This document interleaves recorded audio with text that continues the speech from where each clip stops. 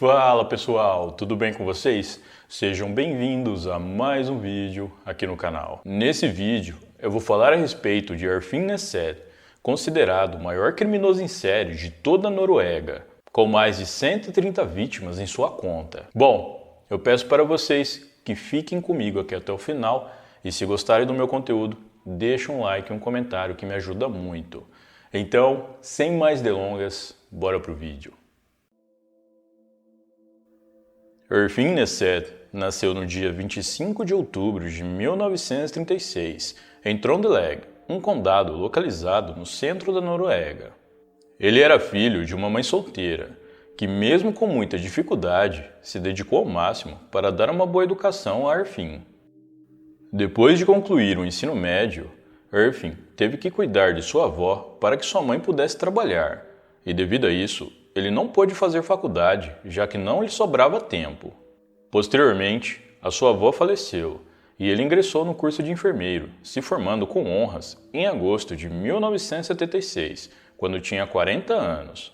No final do mesmo ano, Arfinn conseguiu um emprego como gerente administrador de uma casa de repouso, que na época se chamava Hospital Orkidal para idosos e doentes, e hoje é conhecida apenas como Hospital Orkidal Helsenton. Essa casa de repouso está localizada na Vila Orkidal, que na época do caso tinha somente 9.000 habitantes. Embora a casa de repouso, em sua maioria, fosse ocupada por idosos já muito doentes e debilitados, é esperado que algum desses idosos venha a falecer. Mas assim que Arfinn assumiu a gerência desse local, o número de idosos que faleciam aumentou drasticamente. É dito que, apesar de casado, Arfinn era um homem solitário e foi descrito como alguém muito simpático e gentil, ou seja, uma pessoa acima de qualquer suspeita. Desse modo, mesmo que as pessoas estranhassem que o número de falecimentos na casa de repouso tivesse aumentado muito, eles jamais desconfiaram que Arfinn pudesse estar por trás disso. Mas o fato era que Arfinn tinha um segredo terrível. Quando ele ainda era garoto, ele teve que cuidar da sua avó acamada por longas horas do dia. Ele fez isso por mais de 20 anos e, devido a ter que dedicar muito tempo à sua avó para que a sua mãe pudesse trabalhar, ele indiretamente foi privado de ter uma vida normal. Arfinn não pôde sair com seus amigos, não pôde ir para as festas, não pôde namorar. Enfim, ele não pôde fazer nada que uma pessoa da idade dele fazia. E como eu já mencionei, ele também não pôde ir para a faculdade quando quis. Isso fez com que Arfinn fosse criando um ódio muito grande por sua avó, uma idosa acamada. Ele via todos os jovens da sua idade saindo e se divertindo, seguindo com suas vidas, enquanto que ele não podia fazer nada disso. E no fundo, ele acreditava que a culpa de tudo isso fosse de sua avó. Quando a avó dele faleceu, Arfinn sentiu um grande alívio, já que ele poderia seguir com sua vida e fazer tudo o que sempre quis. Mas havia um grande problema. O ódio de Arfinn não havia sido direcionado apenas à sua avó, mas sim a todos os idosos que ele considerava que não serviam para nada. Com esse pensamento doentio, Arfinn planejou se formar em enfermagem para poder eliminar os idosos que ele considerava um peso para seus familiares. A princípio, parecia que Arfinn tinha escolhido fazer isso para livrar os familiares desses idosos do fardo que ele achava que eles tinham, o mesmo fardo que ele acreditava que carregou. Mas a verdade é que Arfinn gostava de ver o sofrimento dessas pessoas, tanto da vítima quanto dos familiares que recebiam a triste notícia do falecimento. Cerca de 5 meses após iniciar a gerência da casa de repouso, em 20 de maio de 1977, Arfinn fez a sua primeira vítima, um homem idoso de 94 anos. Ele injetou uma substância no homem que é conhecida por ser um potente relaxante muscular, usado geralmente quando é necessário deixar os pacientes relaxados para uma intubação, e que, se injetado em excesso, pode levar ao óbito. Após fazer a sua primeira vítima, Arfinn gostou muito da sensação e decidiu que faria mais vezes. A partir daí, ele entrava nos quartos dos pacientes e não tinha nenhum critério específico para escolher quem seria. Ele injetava a medicação. Depois, ele permanecia alguns minutos do lado, vendo o paciente lentamente parar de respirar. Mas ele saía do quarto antes da vítima ir a óbito. Poucos minutos depois que ele saía do quarto, os aparelhos apitavam, indicando que o paciente estava ficando sem batimentos. Enfermeiros iam correndo até o quarto para tentarem fazer algo, mas não importava o que fosse feito. A medicação era tão potente que era quase impossível reverter a situação, e com isso, o paciente entrava em óbito. Com o passar dos dias, Irving foi aprimorando a sua experiência. Ele percebeu que fazer isso era prazeroso, lhe dava uma sensação de poder e de escolha, que eram sentimentos que ele nunca havia tido antes.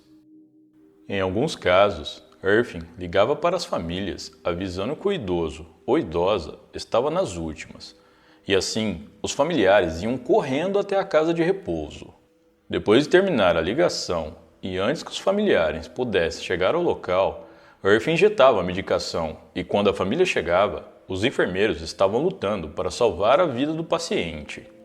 Toda aquela cena da vítima sucumbindo aos poucos, de enfermeiros lutando para salvar a vida do idoso e da família chorando pela perda, era observado minuciosamente por Irving, que ainda abraçava os familiares para confortá-los diante da situação e se alimentava dessas emoções.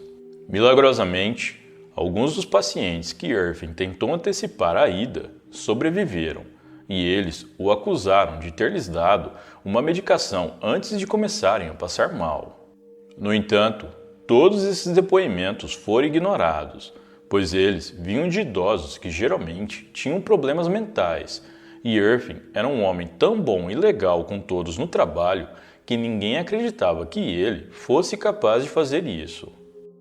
Bom, as coisas foram assim até novembro de 1980, quando um funcionário da administração da casa de repouso notou que uma compra grande de medicamentos havia sido feita por Irving. Era para ser normal uma compra de medicamentos em uma casa de repouso onde a maioria dos idosos estão doentes, mas essa em particular era uma cujo medicamento era proibido de ser usado em idosos devido ao seu alto grau de sedativo, e por isso levantou suspeitas de que algo estranho estava acontecendo. O funcionário observou Irving por alguns meses, até ter certeza de que algo realmente estava errado. Então, em fevereiro de 1981, ele decidiu entrar em contato com o departamento de polícia de Oakdale e denunciou Irving Nessed. A polícia fez uma breve investigação, mas não encontraram nada incriminatório. Mesmo assim, Irving foi levado para um interrogatório no mês seguinte. Inicialmente, durante esse depoimento, Irving teria justificado a compra da medicação para usar em cães selvagens que estavam ao redor da propriedade e eram perigosos para os idosos que ficavam no jardim durante o dia. Mas a polícia não se convenceu e começou a fazer várias perguntas, e foi aí que Irving não conseguiu sustentar a sua história e confessou que havia tirado a vida de pelo menos 27 pacientes. Ele disse ainda que 27 eram os que ele se lembrava, mas tinha certeza que eram muito mais e que ele fazia isso por prazer e se sentia um semideus. Obviamente, Irving foi preso e a polícia deu início a uma investigação para apurar o caso. Durante 2 anos dessa investigação, a polícia conseguiu informações de que Irving teria feito vítimas quase todas as semanas em que trabalhou na casa de repouso, entre os anos de 1977 e 1981. Com isso, foi estimado que ele tenha tirado a vida de pelo menos 138 pessoas, o que dá uma média de um óbito a cada 10 dias, sem levar em conta os sobreviventes. Infelizmente, a tecnologia daquela época não era tão avançada como nos dias atuais, e por conta disso, muitas evidências não puderam ser usadas. Alguns corpos de possíveis vítimas chegaram a ser exumados, mas devido ao avançado estado de decomposição e também pela tecnologia ser limitada, como eu já mencionei, não foi possível encontrar traços da medicação nos corpos.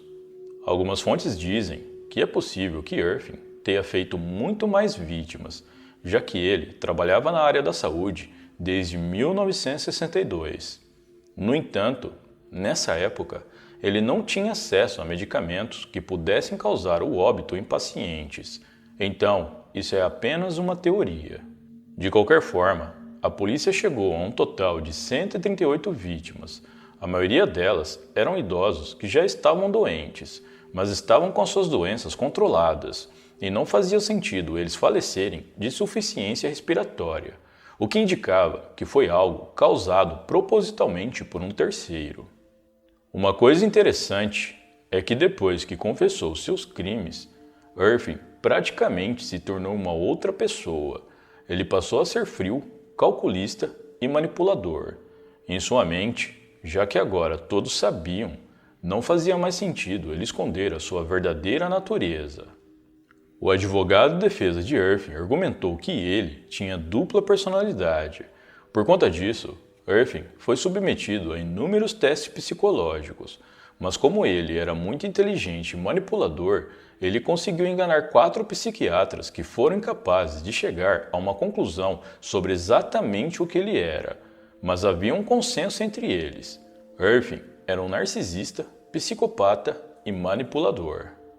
Pouco tempo antes do seu julgamento, Irving retirou todas as suas confissões e se declarou inocente.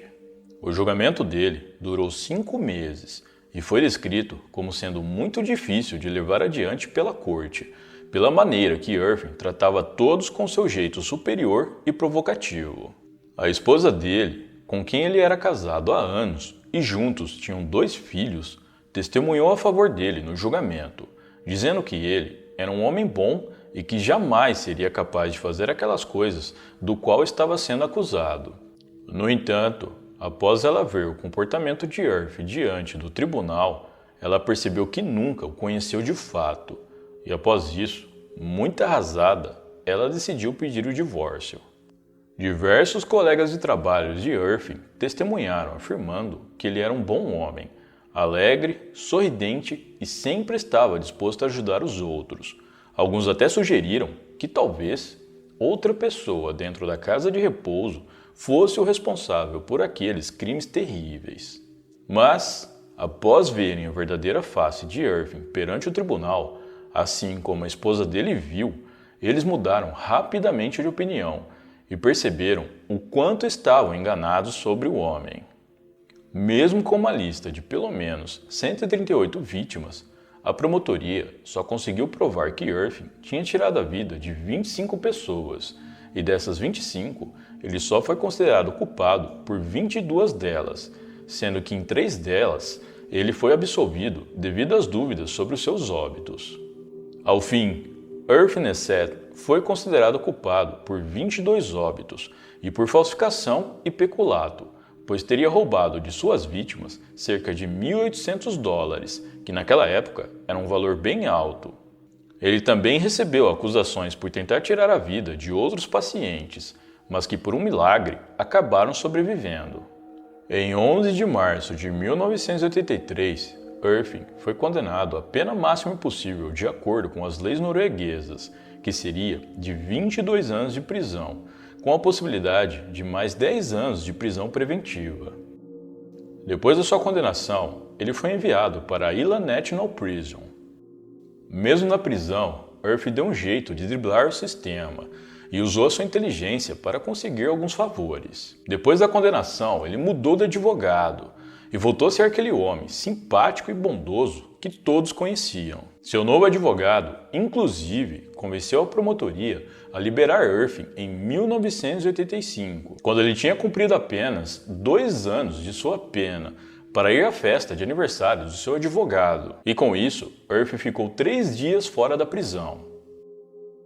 Na Noruega, o sistema prisional possui vários programas de reabilitação para que condenados possam ser reintegrados à sociedade, e Irving usou de sua inteligência e algumas brechas nesse sistema para ser o mais promissor entre os presos.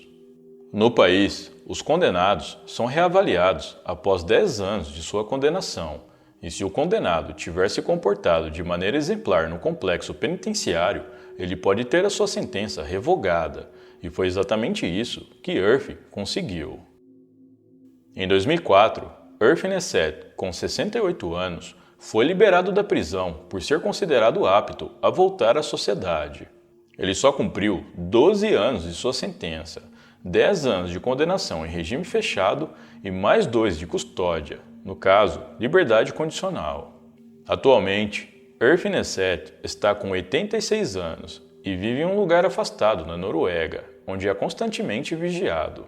De acordo com as últimas informações, Irving estaria sendo cuidado por parentes, mas as autoridades temem que ele venha a ser colocado em uma casa de repouso e que, mesmo com idade avançada, consiga ter acesso a medicamentos em que possa utilizar para fazer mais vítimas.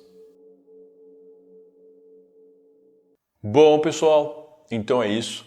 Muito obrigado por me assistirem até o final. Eu vou ficando por aqui. Um grande abraço e até a próxima.